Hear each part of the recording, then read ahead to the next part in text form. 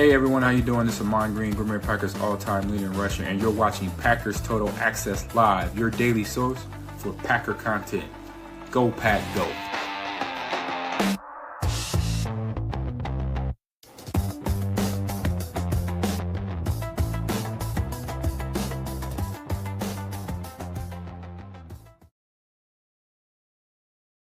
What's up, guys? Welcome into Packers Total Access. My name is Clayton. You can check us out on packernet.com. Find me on Twitter at Packers_access. Just want to bring you guys a little quick stream here this afternoon. Try to straighten the monitor. I apologize. As we are watching just a full slate of NFL football. Really excited about the 4 o'clock window games as well. We're keeping an eye on the LA Rams at the Carolina Panthers. We got the Rams driving right now with 4 minutes left. Obviously, huge NFC playoff implications on the line here. And we'll wrap up the show with that. But this particular live stream is to talk a little Micah Parsons, Aidan Hutchinson. I'm sure you other Packer fans have noticed going into this year, there was this big debate. Which one's the better pass rusher? Well, we'd take Aidan Hutchinson over Micah. Lions fans were so loud. They have now completely disappeared. I don't know about you guys, but Lions Twitter, it seems like they're on to other sports now. They're just kind of completely checked out. But what I thought we would do is let's dive in and look at what the numbers suggest. We can all watch the tape. We do it all the time. We'll be breaking down the 2.5 sacks by Micah in the game against the Lions there on Thanksgiving. We'll be breaking that down on Chalk Talk this week. But what I wanted to do here was let's take a deep dive into the numbers. Both teams have played an equal amount of games, right? So it's a good, even base to kind of compare these two edge rushers. So we're going to dive into all kinds of different stats here. PFF grades, both defense, pass rush grades, sacks, quarterback pressure, stops, hustle stops, tackles for loss, tackles, the whole 9 yards. So that's what we're going to dive into. Before we do, if you guys would, let's do that YouTube stuff real quick. Hit like, hit subscribe. If this is your first time tuning into PTA, welcome. Thank you for making us a part of your afternoon. We're not experts. We're not insiders. We're not media members. We're fans just like you talking Packers on a daily basis. So if you're looking for that type of content, make sure you hit subscribe and click that bell icon so you're notified when we go live here in the future. Like later on this evening, we'll probably be doing another live stream to kind of wrap up what happened in the league today and dive into some PFF grades from that Packers-Lions game, kind of give you an idea of where everybody sits, which, by the way, Isaiah McDuffie, don't look now. He's grading out like a top 10 linebacker in the league. Absolutely wild for someone who's had over 300 snaps. But let's jump into it here. Let's talk a little comparison. We're going to go Aidan Hutchinson and Micah Parsons. And I see the chat is already on fire. Appreciate y'all jumping in here with us. Let's give a shout out real quick to everybody, man. We got everybody following here. Joseph said, this isn't even debatable in my opinion. 100% of the people take Micah over Hutch. I agree. We're going to just back it up and look at the numbers, see if there's anything we're overlooking. Joseph, appreciate you swinging through, buddy. Joe Pack Joe, I really don't get the hype with Hutch. He was supposed to be defensive player of the year last year because he had 4 to 5 sacks against the Bucs after Wirfs went out. And it was some mid-30 multiple team guy out there. I think Hutchinson's a great player. I want to make sure that that my opinion of Hutchinson is, holy cow. Looks like we may have just had a turnover. Carolina might have this game in the bag. Anyway, I'll try to stay on topic, and then we'll wrap up and give you a recap of that game. There is a flag on the field. That's why you don't have live football on when you're trying to cut a video. I apologize. So I think Hutchinson's a great football player. I really do. I think he plays the run well. I think he's a hell of a pass rusher. However, when you're talking Micah Parsons and Hutchinson, I would take both of them on my team, obviously, right? They are, in my opinion, I feel comfortable saying they're both elite pass rushers, elite edge defenders. You guys let me know in the comments if you disagree with that, but I definitely would see them that way. However, these Lions fans that were convinced that Hutchinson was better than Micah Parsons, I don't know what they're looking at. Let me explain what I mean by that, okay? Let's just dive into some of the numbers. PFF defensive grade. And I know there's some people who don't like PFF. That's totally cool. I don't think they're perfect either.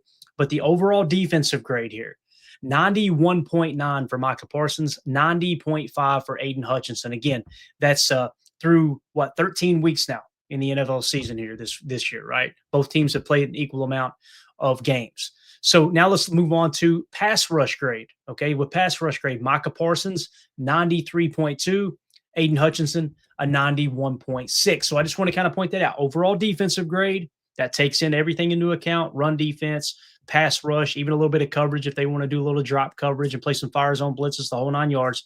Micah grades out better in both of those categories, defensive grade and pass rush grade. Like I said, Micah with a 93.2, Aidan Hutchinson, 91.6. So let's get to the meat and taters of the conversation, right?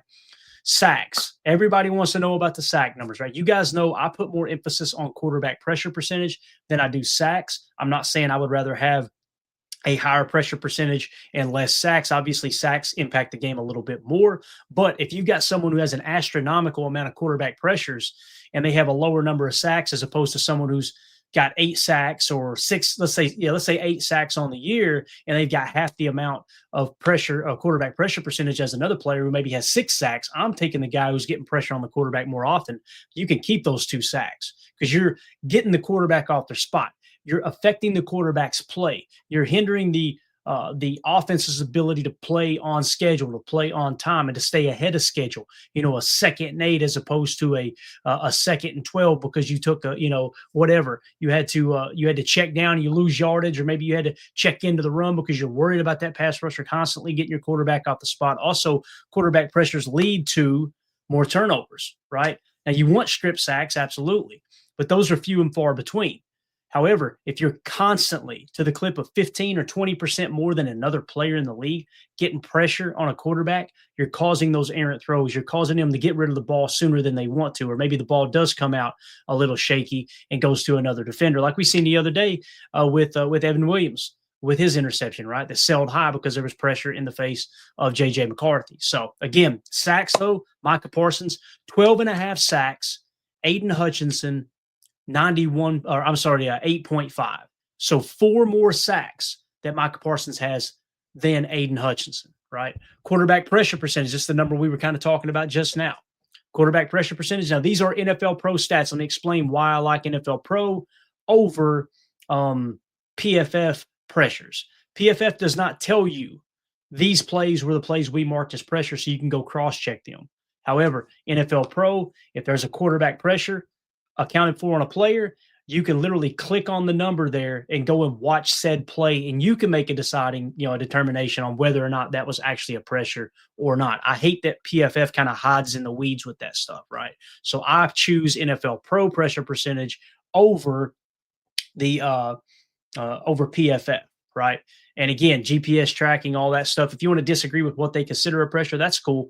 I love the fact that I can click on those pressures and go, I wouldn't give that one a pressure. So anyway, quarterback pressure percentage, Micah Parsons, 20%. Aidan Hutchinson, 16.1. We always talk about that 10% mark. If you're over 10%, you're a pretty effective pass rusher, right? Like Rashawn Gary's sitting at like 12.5% or whatever it is, okay? Pretty effective, right? Aidan Hutchinson, 16.1. That's good. But Micah Parsons, 20%, according to NFL Pro, Next Gen Stats, GPS tracking. All right. Stops. Micah Parsons, 32. Aidan Hutchinson, 27. What is a stop?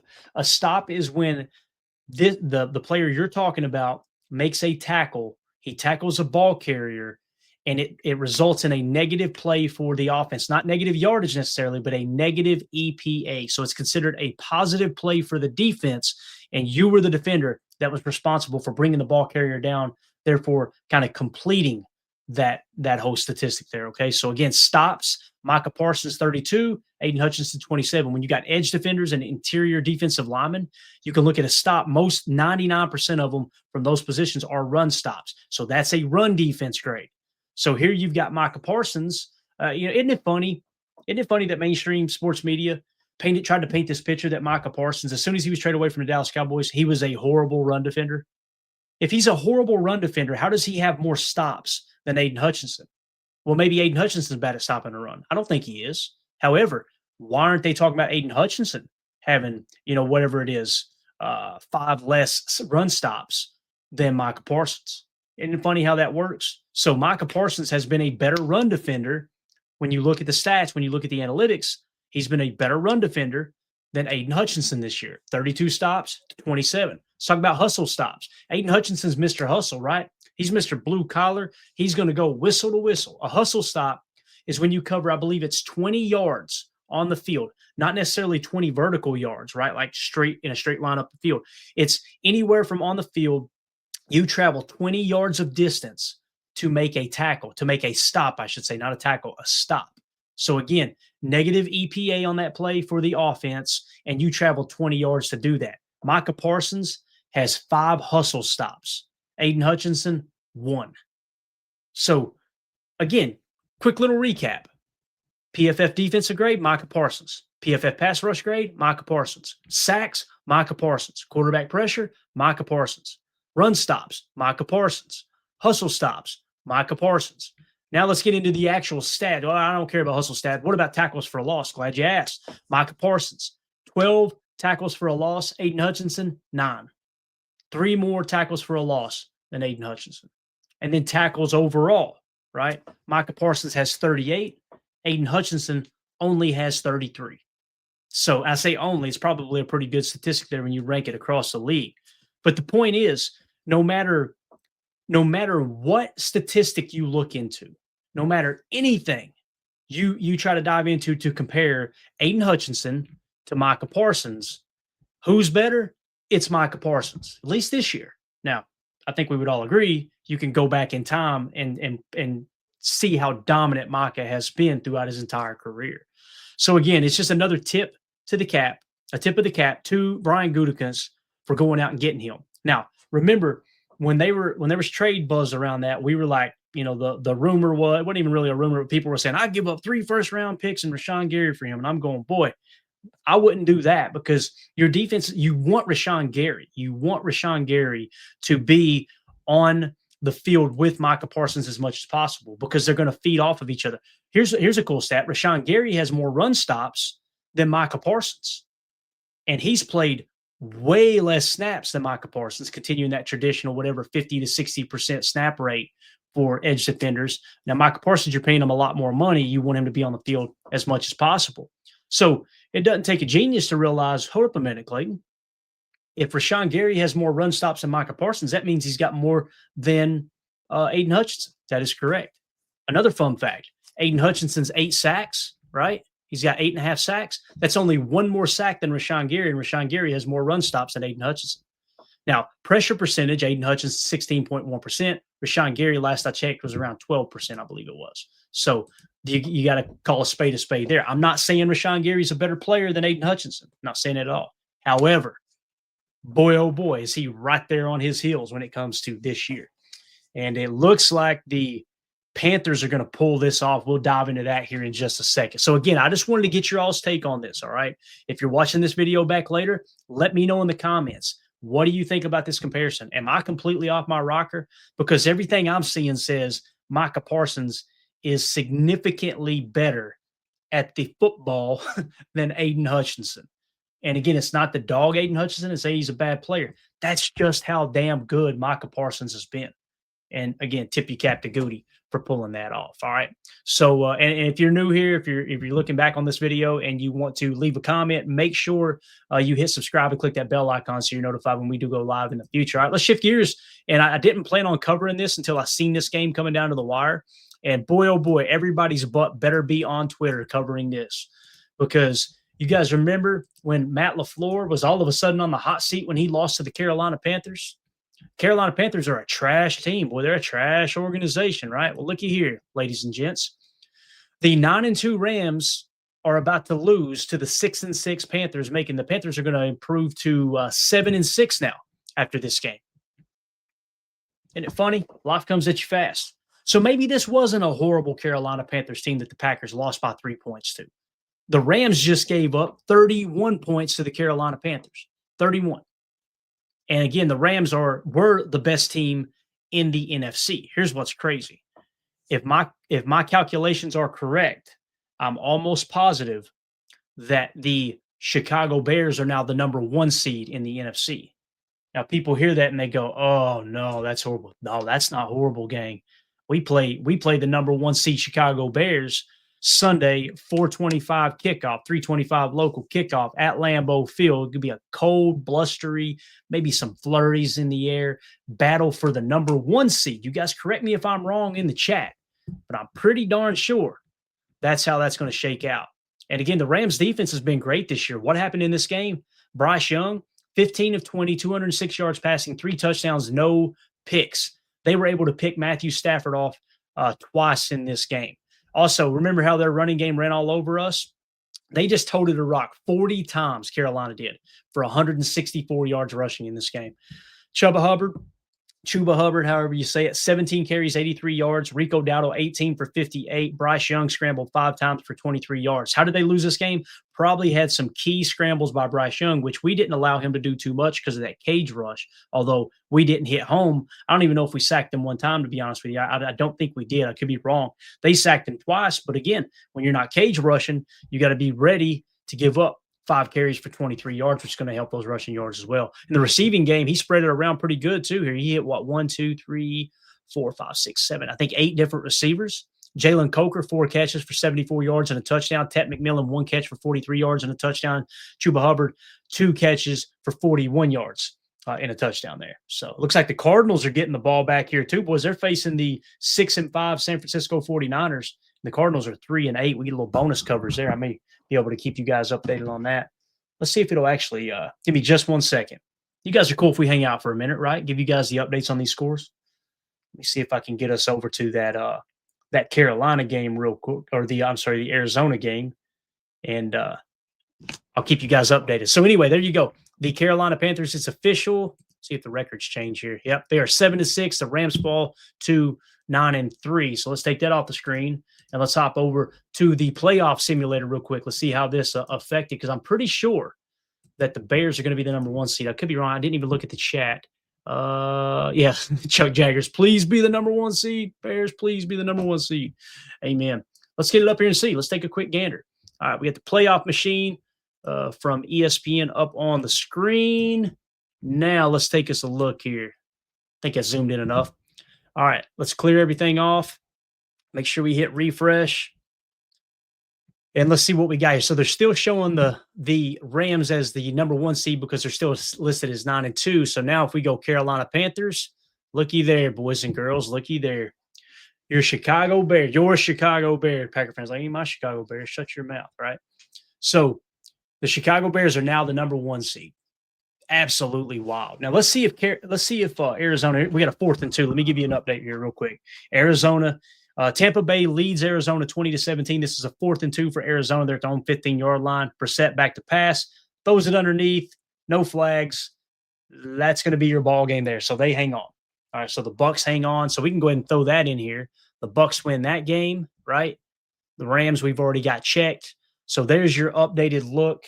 I know we get the 49ers going on right now too. Let me bounce back out and take a quick look at the 49ers because that's got some playoff implications too.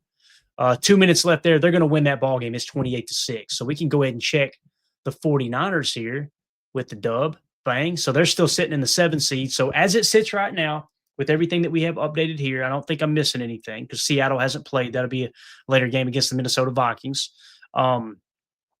As I'm looking at everything here, just overlooking, making sure I'm not missing anything. Yeah, I think we're good.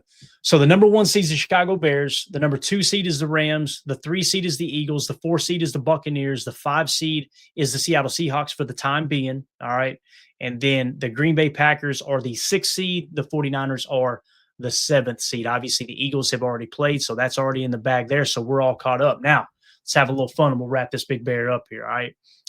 Yeah, Niners are bouncing the Bears. That's right. Shedeur didn't look too bad, the clips I've seen, but I have to go back and watch the tape again just to make sure. But all right, let's go to week 14. Let's see what's on the line here, boys and girls.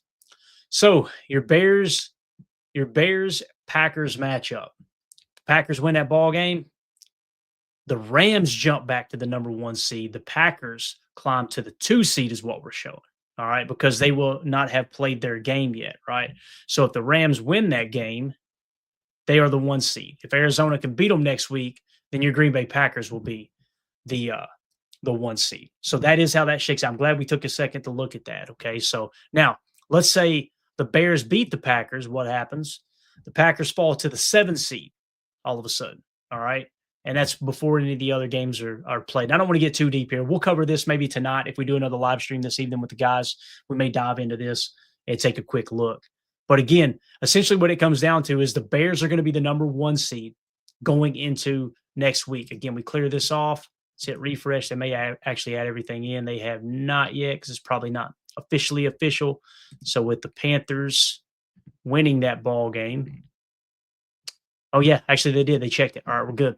So the Panthers have that win now. 49ers are going to win. Yeah. So again, going into week 14 with everything cleared, if the Bears do beat the Packers, then we will be the 7th seed. The Bears will be the 1 seed. That's how that was said. All right. I'm trying to think of who's probably next in line. Probably one of those NFC West teams. Let's say the Cowboys win. All right, they're not in yet. Lions win, they're not in yet, so it don't matter there really. Any other NFC teams here? Tampa's already leading their division. The Saints are pretty much out of it as it sits right now. Commanders, I don't think they're close enough to make anything happen. We know the Vikings aren't, which is hilarious. Seahawks, let's see what happens with the Seahawks. Seahawks win, they're still the 5 seed. All right. If the Falcons win, then a little bit of shifting there, but the Packers are still in the playoffs. Trying to give you a scenario here, what it's going to look like next week. Let's say the Cardinals do beat the Rams. There's a little bit of a shakeup, but we're still in the playoffs there. And then the Eagles and the Chargers, doesn't matter. They got the 3 seed. So essentially what we're coming away with here, gang, and you guys correct me if I'm wrong in the chat. Even if the Bears beat the Packers next week, the Packers are still going to be the 7th seed coming out of next week. Right now, I'm not saying the Bears are going to beat the Packers. I'm not saying I want that. Obviously, I'm not saying the Packers can't beat the Bears. I think when you look at all the key matchups here between the Packers and the Bears, I think we have the better head coach. And there may be people that disagree with that. I think Matt LaFleur is a better head coach than Ben Johnson. Although Ben Johnson's doing great, I think you got to have a couple of years under your belt before you can really say, all right, that guy's better than this guy. Let's say it's a push. Let's say Ben Johnson is as advertised this year, and him and Matt LaFleur are neck and neck in terms of quality of coaches, okay? So he called it a push. Who's got the better quarterback, gang? Jordan Love or Caleb Williams? If you guys seen the video we cut yesterday, you're probably going, oh, it ain't even close. Jordan Love, absolutely. Who's got the better pass protection? Would you take the Bears pass protection or the Packers? I don't know. That might be a little bit closer. We'll dive into that with the PFF preview a little later in the week. But let's call it a push, all right? Call it a push. Who's got the better pass rushers, the better edge defenders, if you will? It's not even close. The Packers do, right? So how are the Bears winning these games? They're taking the ball away. The key to that game is going to be turnover differential, protecting the football, right?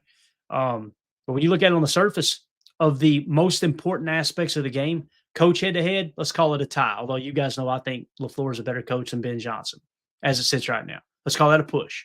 Quarterback matchup, we've got the edge. Offensive line, let's say it's a push. Defensive line, specifically pass rush, we've got the edge. So we've got 2 edges. They don't have any, right? Now, it doesn't mean you're going to win that ball game, but it does mean you're in a position to knock the number 1 seed back down and you take over the North. Because once again, as we pointed out here, if you beat the Bears, you are the number 2 seed only behind the Rams if they if they win their game next week, right? You're the number 2 seed and you're leading the NFC North. And then you get to face the Bears again in a couple weeks. So exciting times again, though. If the Cardinals win, boy, oh boy, all of a sudden, and that's on the road for the Rams. The Rams just lost to the Panthers. I was told the Packers are a trash organization because they lost to the Panthers. So matter of fact, I think we're going to wrap the video up. I'm going to go over social media and tweet that very thing out. So again, if you guys are new here and you're tuned in, let us know in the comments what you think about what we said about Micah Parsons, Aidan Hutchinson. Let us know what you think about the playoff race too, man. This is going to be a fun little finish here. We want to hear from you guys if you're watching this back later. And appreciate everybody in the chat. If you guys would take a quick second, hit that like button for us. Y'all have been absolutely crushing the like buttons. Subs are through the roof. We're on the march to 7,000 subs. I'm telling you, it's going to be a blink of an eye. We're going to be looking up talking about 10,000 subs. Dennis Shook says, Clayton, please come to the Packers-Bears game, all caps, exclamation point. It's funny you said that, because we're looking at tickets right now. I don't know if we'll go. Mandy's already running out of airfare and everything. So she wants to go desperately. I feel like we need to stay here, but we'll see what happens. Who knows? We might pop up at the Bears game. So if we do, Dennis, definitely want to meet up with you, man, and be able to meet in person for sure. Man, I know you've been following the channel for a long time. That would be awesome. So let me see how things go this week. It's just for reasons I don't want to say live on the air. There's other things that come into play that we got to, be aware of and things like that. So make sure family's good first, right? Top priority. But anyway, thanks everybody in the chat. You guys were awesome. We'll be back most likely this evening sometime, probably around 6 p.m. Central for PTA Live, and we'll do another deep dive on a subject. Probably get into some of the PFF grades we didn't cover yet. Talk about the players who really performed well against the Lions, and then kind of talk about some of the rankings, like I'd mentioned there with Isaiah McDuffie actually being the seventh highest graded linebacker with a minimum of 300 snaps, of course. Really, really, really playing good football, man. It's going to be interesting when Quay comes back, because if they start to sputter a little bit, man, it's just nice to know you got McDuffie there if you find yourself in a situation where maybe even Quay's injury is a little bit worse than before, or than you might have thought before, right? So, yeah, appreciate you, iRock. iRock says W stream. Appreciate all the support. All right, guys, we're out of here. We'll see y'all later this evening. Hit like for us. All right, make sure you sub if you're new here, and we'll talk to you probably later on this evening. My name's Clayton. This is PTA. Go Pack, go. Here we go. Bye, guys.